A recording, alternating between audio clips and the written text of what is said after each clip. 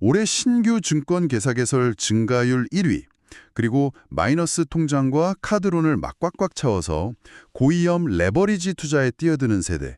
보통 이렇게 들으시면 다들 당연히 코인에 미친 2030 세대 아니야? 라고 생각하시잖아요. 네, 보통은 그렇게들 생각하시죠. 그런데 이게 완전히 틀렸습니다. 바로 60대 이상 시니어 분들이에요. 아, 정말 놀라운 통계죠. 네, 그래서 오늘 심층 분석 시간에서는 케어 유뉴스 김영래 편집장이 지난 하루 동안의 국내외 시니어 트렌드를 집약해서 분석한 리포트를 좀 뜯어보려고 합니다.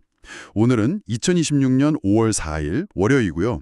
이 자료가 폭로하는 현실이 사실 아주 서늘하거든요. 맞습니다. 바야흐로 국가가 우리에게 무언가를 해줄 것이라는 그런 기대를 버리고 생존을 스스로 책임져야 하는 그야말로 노후 자기 책임의 시대가 본격적으로 열렸다는 걸 보여주죠. 그러니까요. 국가의 거대한 안전망이 막 삐박거리는 소리가 데이터 곳곳에서 들려오고 있잖아요. 네, 오늘 살펴볼 여러 지표나 사회적 움직임들을 보면 시니어들이 이제 각자 도생의 한복판에 던져졌다는 걸 아주 명확히 알 수 있습니다. 그래서 이 리포트 첫 장을 딱 넘기면 가장 먼저 등장하는 게 바로 기초연금의 붕괴 위기입니다. 전문가님, 지금 기초연금이 노인 인구의 약 70%에게 지급되고 있는 거 맞죠? 네, 그렇습니다. 현재 70%가 받고 있죠. 그런데 이대로 가면 2048년에는 국가 예산에서 기초연금이 차지하는 비중이 지금의 3%에서 6%로 2배나 폭등한다고 하더라고요. 이게 국가 장부를 들여다보는 입장에서는 그야말로 재앙적인 수치거든요. 예산의 6%라는 건 단일 복지 항목 하나로 국가 재정을 마비시킬 수 있는 규모입니다. 6%면 그 정도 파급력인가요? 그럼요. 그래서 당장 어제 연구기관이랑 언론에서 대대적인 개편안을 쏟아낸 겁니다. 핵심은 크게 두 가지인데요. 현재 65세인 수급 연령을 70세로 확 올리고 수급 대상도 전체 노인의 70%가 아니라 중위소득 50% 이하로 잘라버리자는 거죠. 아니 잠깐만요. 중위소득 50% 이하면 현실적으로 어느 정도 수준의 소득을 말하는 건가요? 1인 가구 기준으로 보면 한 달에 대략 110만 원에서 120만 원 남짓 버는 분들, 딱 거기까지만 기초연금을 주겠다는 뜻입니다. 와, 120만 원이요? 네, 그 이상 소득이 있으면 아예 지급 대상에서 배제하겠다는 거죠. 사실 통계를 보면 지금 기초연금을 받는 사람 중에 빈곤층이 아닌데도 돈을 수령하는 인원이 무려 182만 명이나 되거든요. 182만 명이요? 적지 않네요. 네.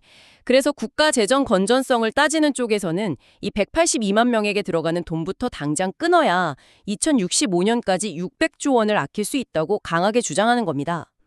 게다가 공무원 노동조합 총연맹, 그러니까 공모총 같은 곳에서도 이 문제를 아주 강하게 제기하고 나섰다면서요. 네, 맞습니다. 사실 공무원 연금이나 국민연금은 재정 고갈 문제 때문에 계속해서 더 내고 덜 받는 식으로 강도 높은 개혁을 요구받고 있잖아요. 그렇죠. 계속 깎이고 있죠. 그런데 세금으로 100% 충당되는 기초연금은 선거 때마다 정치권에서 액수를 계속 올려주면서 정작 구조개혁은 방치해왔으니까요. 다른 연금 가입자들 입장에서는 형평성에 심각한 문제가 있다고 분통을 터뜨리는 상황인 거죠. 182만 명의 비빈곤층 수급자를 끊어내야 한다는 장부상의 논리는 저도 이해가 갑니다. 어느 정도 납득이 돼요. 네, 수치만 보면 그렇죠. 근데 제가 이 리포트를 보면서 정말 이상을 뜨는 건요. 당장 내일부터 막 노인 기준 연령을 70세로 확 올려버리면 지금 68세, 69세이면서 당장 내일 밥값이 없는 진짜 저소득층 분들은 그럼 어떻게 되는 건가요? 아주 중요한 지점입니다. 그러니까 이건 마치 구명보트에 구멍이 났는데 사람들을 배에서 내리게 할지 아니면 다 같이 탄 채로 구멍을 메울지 논쟁하는 것 같거든요. 국가가 나서서 빈곤을 해결하는 게 아니라 그냥 빈곤선이라는 눈금 자체를 뒤로 쓱 밀어버리고 자, 이제 우리나라의 가난한 65세는 없습니다. 이렇게 눈 가리고 아웅하는 거 아닌가요? 맞아요. 재정 효율화 논리가 가진 가장 치명적인 맹점이 바로 그 부분입니다. 국가가 책임지는 선을 뒤로 물려버리면 그 틈새에서 가장 취약한 계층이 먼저 소득 절벽 아래로 추락하게 되거든요. 빈곤의 총량 자체는 그대로인데 말이죠. 네, 진짜 벼랑 끝으로 내몰리는 거잖아요. 그래서 결국 지금 우리 사회 앞에는 한정된 세금을 도대체 누구에게 어떤 기준으로 줄 것인가 하는 피할 수 없는 딜레마가 놓여 있는 겁니다. 이건 사실 어느 쪽을 선택하던 엄청난 고통이 따를 수밖에 없는 그런 상황이죠. 이렇게 국가가 보장하는 기초연금조차 언제 칼질을 당할지 모르는 불확실한 상황이다 보니까 국민연금 평균 수급액이 한 70만 원 남짓에 불과한 우리 시니어들 입장에서는 극도의 불안감을 느낄 수밖에 없겠네요. 그렇죠. 생존의 문제니까요. 내가 내 노후를 당장 불리지 않으면 진짜 굶어 죽겠다는 공포, 이런 거요. 그래서 이분들이 아까 제가 오프닝에서 말씀드린 것처럼 주식시장으로, 그것도 아주 위험한 방식으로 뛰어들고 있는 거군요. 네, 매일경제 보도를 인용해서 분석한 자료를 보면요. 지금 시니어들의 투자는 단순히 여윳돈을 굴리는 재테크 수준을 완전히 넘어섰습니다. 이른바 삼중 비투 현상인데요. 삼중 비투요.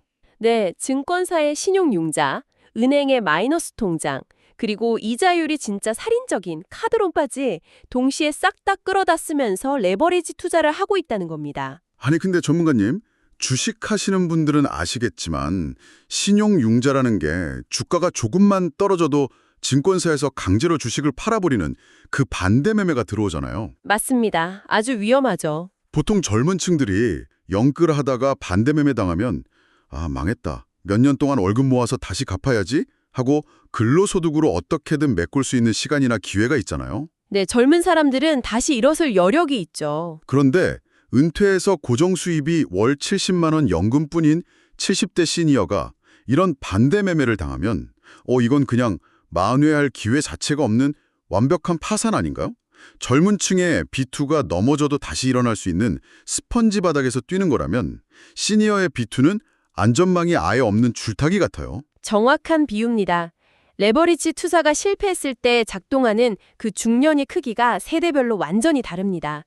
방금 말씀하신 대로 근로소득이 끊긴 시니어의 비투는 낭떠러지에서의 추락이거든요. 네, 너무 위험하잖아요. 주가가 하락해서 증권사가 주식을 강제로 청산해버리면 원금은 증발하고 남은 카드론 이자는 눈덩이처럼 불어나고요. 결국엔 살고 있는 집까지 넘어가면서 완전히 빈곤층으로 전락하게 되는 겁니다. 듣기만 해도 아찔한데, 그런데 금융당국이나 일각에서는 이걸 두고 요즘 시니어들은 금융 지식도 많고 아주 액티브해서 적극적으로 자산을 굴린다. 이렇게 좀 긍정적으로 포장하는 분위기도 있던데요. 그건 현상의 겉면만 본 겁니다. 이걸 단순히 욕망에 찬 개인의 무리한 투자, 이렇게 치부해버리면 진짜 문제를 해결할 수 없거든요. 겉만 본 거다. 네, 시니어들이 살인적인 이자를 물면서까지 비투에 나서는 진짜 이유는 이 70만 원짜리 국민연금과 언제 깎일지 모르는 불확실한 기초연금으로는 남은 30년을 도저히 버틸 수 없다는 그 구조적 압력 때문입니다. 살기 위해서 내몰린 거에 가깝죠. 그러니까 빚을 내서라도 자산을 늘리려는 이 절박함은 결국 내 노후랑 내 자산을 내가 통제하지 못할 수도 있다는 그 근원적인 불안에서 오는 거네요. 바로 그겁니다. 그래서 이 불안감이 최근에 또 폭발적으로 성장하는 다른 시장을 만들었잖아요. 여기서 오늘 리포트의 세 번째 흐름인 유언대용 신탁 폭발 현상으로 자연스럽게 연결이 됩니다. 네, 국내 유언대용 신탁 시장 규모가 마침내 5조 원을 돌파했습니다. 사실 일반적인 유언장은 내가 죽고 난 뒤에야 효력을 발휘하잖아요. 그렇죠. 사후에 작동하죠. 하지만 유언대용 신탁은 다릅니다. 내가 멀쩡히 살아있을 때 내 재산의 관리나 처분 권한을 금융기관이라는 신탁회사에 미리 세팅을 해두는 겁니다. 그러니까 일종의 금융 자동주행 모드를 미리 켜두는 거네요. 내가 혹시라도 운전대, 그러니까 인지 능력을 놓치게 될 상황을 대비해서요? 맞습니다. 내가 치매에 걸리거나 쓰러져서 의사결정을 못하게 되더라도 자식들이 내 집을 함부로 팔거나 예금을 빼가지 못하게 딱 막아두고 매달 내 병원비랑 요양비만 나오도록 미리 자물쇠를 채워두는 거잖아요. 완벽하게 이해하셨네요. 현재 우리나라 치매 유병 인구가 100만 명을 넘어섰거든요. 와, 100만 명이요? 네, 그래서 시니어들이 가장 끔찍하게 생각하는 시나리오가 내 정신이 흐려졌을 때 자식들끼리 내 재산을 두고 소송전을 벌이느라 정작 내 요양비는 다 끊기고 존엄하게 돌봄받을 관리를 박탈당하는 겁니다. 진짜 상상하기도 싫은 끔찍한 시나리오네요. 시장이 5조 원으로 커졌다는 건 인지 능력이 사라진 후에도 내 재산의 주권과 노후의 존엄을 내가 끝까지 지켜내겠다는 그 절박한 사회적 요구가 제도로 또 숫자로 증명된 거라고 볼 수 있죠. 확실히 훌륭한 시스템이긴 한데요. 근데 여기서 제가 한 가지 딱 의문이 드는 게 신탁이라는 단어 자체가 너무 멀게 느껴지거든요.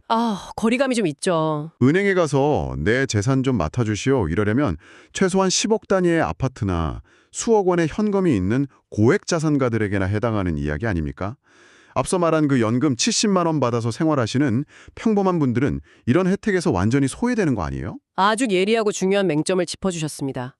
민간 금융기관은 당연히 수익이 나는 고액 자산가의 신탁만 받아주려고 하거든요. 당연하죠. 돈이 돼야 하니까요. 그렇게 되면 자산 규모가 작은 중산층 이하 시니어들은 치매에 걸렸을 때 재산이 탈취당할 위험에 그대로 노출될 수밖에 없습니다. 빈익빈 부익부네요. 네, 그래서 자료에서도 강하게 제안하고 있듯이 앞으로는 소액의 자산이라도 여러 명의 것을 모아서 국가나 지자체가 관리해주는 집합적 공공신탁 제도가 반드시 병행되어야 합니다.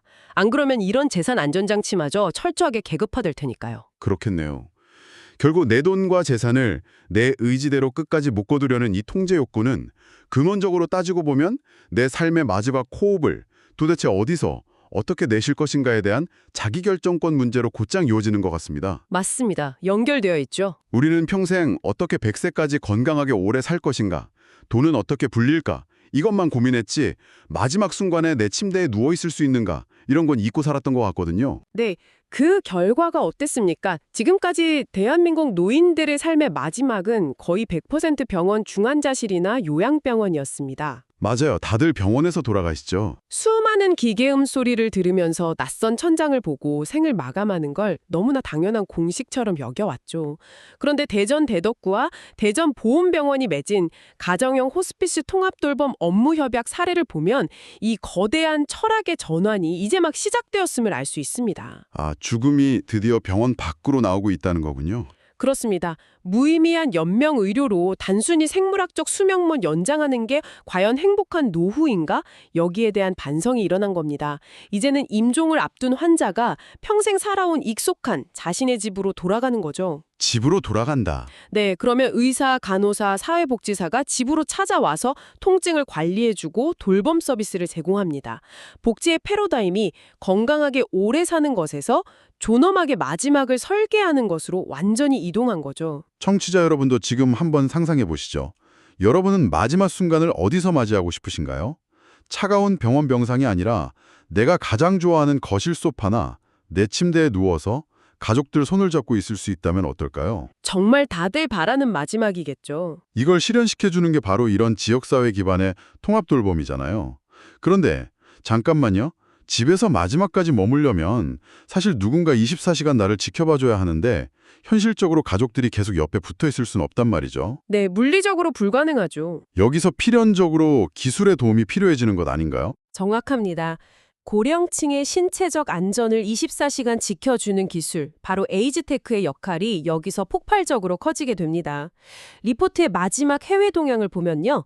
우리나라 K의료기기 업체들이 노인 인구가 24%나 되는 초고령 국가 이탈리아에 첨단 웨어러블 기기나 낙상 감지 센서를 대거 수출하고 있거든요. 저도 그 기술들 영상으로 봤는데 진짜 신기하더라고요. 노인분이 집안에서 쿵 하고 넘어지면 카메라나 레이더 센서가 그걸 바로 인식해서 119나 가족들 스마트폰으로 막 알람을 쏴주잖아요. 네, 알아서 다 해주죠. 스스로 버튼을 누를 필요조차 없이 알아서 척척 다 해주는 거죠. 그런데 전문가님, 저는 이 대목에서 이 리포트가 가진 아주 치명적인 모순 하나를 발견했습니다. 어떤 모순이죠? 이 리포트 윗부분에 실린 그 아침마다 지혜 컬럼 내용을 보면요. 요즘 스마트폰 내비게이션이나 자동 환성 기능 같은 이 과도한 편리함 때문에 뇌가 활동을 안 해서 현대인들에게 뇌 손실이 오고 있다고 막 경고하거든요. 아, 네, 뇌가 퇴화한다는 내용이죠. 네, 뇌 기능 퇴화를 막으려면 지도 없이 낯선 길을 걷고 귀찮더라도 굳이 손글씨를 쓰고 암산을 하는 이런 의도적 불편함을 일상화해야 치매를 막을 수 있다고 주장합니다. 맞습니다. 인지 능력을 키우려면요. 아니 근데 이거 진짜 아이러니하지 않나요? 한편으로는 이탈리아의 첨단 AI랑 웨어러블 센서를 수출해서 시니어들의 삶을 최대한 손가락 하나 까딱 안 해도 되게 편리하게 만들고 있으면서 다른 한편으로는 뇌 건강을 위해 일부러 귀찮게 암산을 하고 손글씨를 쓰라니요. 이 편리함과 불편함의 줄타기를 도대체 어떻게 해야 하는 겁니까? 겉보기엔 완전히 충돌하는 메시지 같죠? 그런데 사실 이 두 가지 트렌드는 노후 돌봄의 가장 완벽한 해답을 보여주는 투트랙 전략입니다. 투트랙 전략이요? 신체 안전이랑 인지 기능을 전혀 다른 차원으로 접근해야 한다는 건가요? 네, 몸과 뇌를 완전히 다르게 취급해야 합니다. 시니어에게 낙상, 그러니까 넘어지는 사고는 단순한 타박상이 아니라 사망으로 직결되는 가장 치명적인 물리적 위협이거든요. 뼈가 부러지면 큰일 나죠. 맞아요. 그래서 이런 생명과 직결된 물리적 안전은 철저하게 에이지테크라는 최첨단 기술에 맡겨서 100% 예방하고 편하게 만들어야 합니다. 하지만 뇌는 근육과 같아서 편해지는 순간 쪼그라들죠. 스마트폰이 외장형 뇌가 되니까 진짜 뇌 손실이 오는 거네요. 그렇습니다. 그래서 정책적으로는 첨단 센서로 노인들의 집을 아주 안전하게 무장시키되 그분들이 집안에서 보내는 일상의 프로그램은 텃밭을 가꾼다거나 종이책을 읽고 이웃과 대화하는 그런 아날로그적이고 약간의 정신적 에너지가 소모되는 방식들로 채워 넣어야 하는 겁니다. 아, 첨단 기술의 안전한 울타리 안에서 아날로그적인 불편함을 즐긴다. 네, 이게 바로 고령화 시대가 요구하는 진정한 의미의 K케어 모델이 될 수 있는 거죠. 와, 그 설명을 들으니까 아주 명쾌하게 퍼즐이 맞춰지네요. 몸의 뼈가 부러지는 건 AI 센서가 싹 막아주고 뇌의 시냅스가 끊어지는 건 손글씨와 암산 같은 아날로그적인 땀방울이 막아준다는 거군요.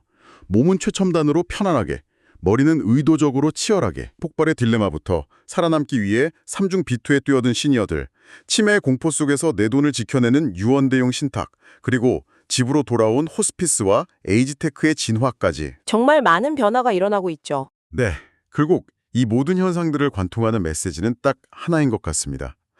노후는 더 이상 국가가 보장해주는 안락한 휴가가 아니라 내 자산, 내 정신, 내 죽음까지 스스로 기획하고 철저하게 통제해야 하는 고도의 생존 게임이 되었다는 사실이죠. 그렇습니다. 하지만 이 차갑고 냉혹한 자기 책임의 시대를 이야기하는 리포트 맨 마지막 장에요. 아주 의외의 문장이 하나 적혀 있습니다. 어떤 문장이죠? 내일이 어린이날이자 봄이 여름으로 넘어가는 절기인 이파인데요. 여기에 맞춰서 동양의 고전인 책은담의 한 구절이 인용되어 있습니다. 제가 한번 읽어보겠습니다.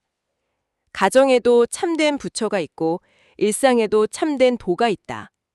밝은 얼굴에 부드러운 말로 가족을 대하는 것이 어떤 수행보다 낫다. 아, 밝은 얼굴에 부드러운 말로 가족을 대하는 것. 네, 의미심장하죠. 오늘 우리는 이 각자도생의 시대에서 어떻게든 내 통장 잔고를 방어하고 신탁을 걸어서 재산을 묶어두고 첨단 센서로 넘어지는 걸 막는 온갖 완벽하고 차가운 시스템들을 살펴봤습니다. 생존을 위한 필수품들이죠. 하지만 여러분, 이 치밀한 계획과 두둑한 돈으로 내 몸 하나 누일 안전한 요새를 완벽하게 만들었다 한들 정작 내일 아침에 마주 앉아서 환하게 웃고 따뜻한 말을 건넬 가족이나 친구가 단 한 명도 없다면 그 철저하게 고립된 독립적인 노후가 과연 존엄하고 행복할까요? 정말 중요한 질문입니다. 청취자 여러분, 은행에 마이너스 통장 메꾸고 신탁 계좌에 숫자 늘리는 거 물론 너무 중요합니다.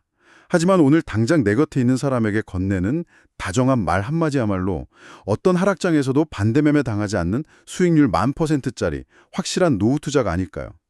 오늘 여러분의 관계 잔고는 얼마입니까? 오늘 심층 분석 시간은 이 질문을 여러분 마음에 남겨두며 마무리하겠습니다. 네, 차가운 트렌드를 읽는 통찰력과 따뜻한 관계의 잔고가 모두 풍성해지시기를 바랍니다. 함께해 주셔서 감사합니다. 네, 지금까지 지식과 통찰이 넘치는 오늘의 탐구 시간이었습니다. 여러분, 오늘 내 주변 사람들에게 가장 부드럽고 따뜻한 하루 보내시길 바랍니다. 안녕히 계세요.